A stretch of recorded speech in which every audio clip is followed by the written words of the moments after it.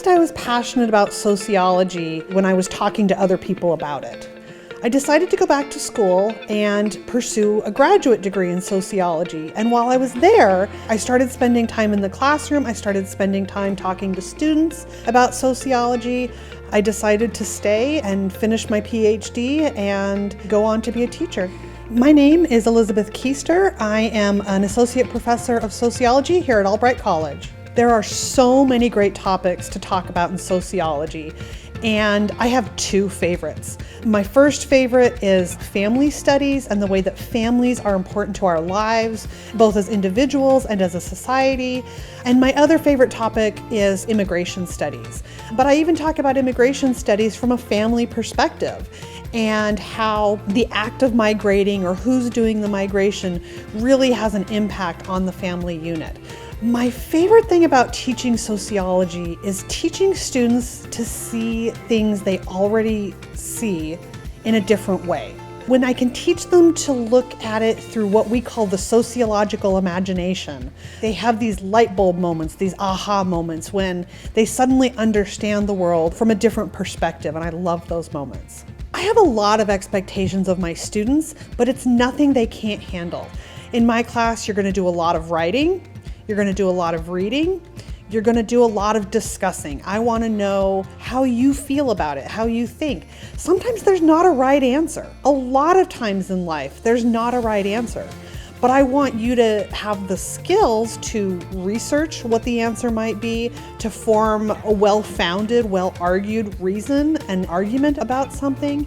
And so I'm going to hold you to a high standard, but I'm going to give you all the tools you need to be successful.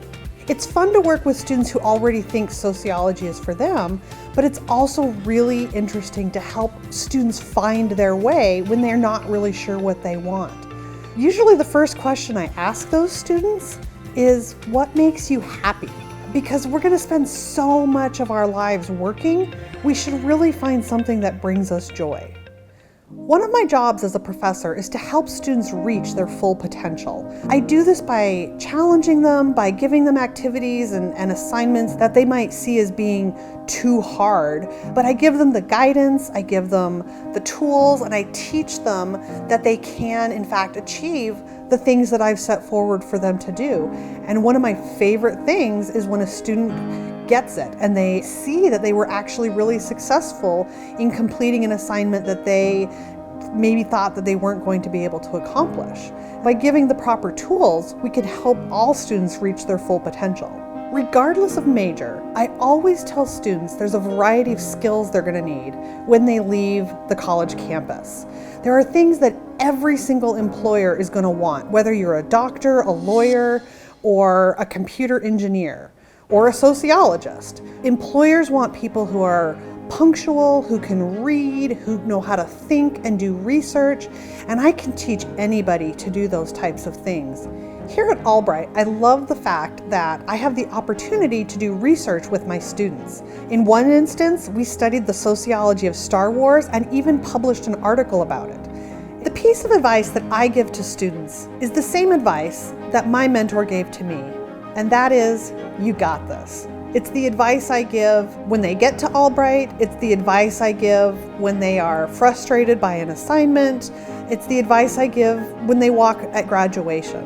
It's encouraging, and it can be that little voice in their head of me always reminding them throughout the rest of their lives that they really can do this.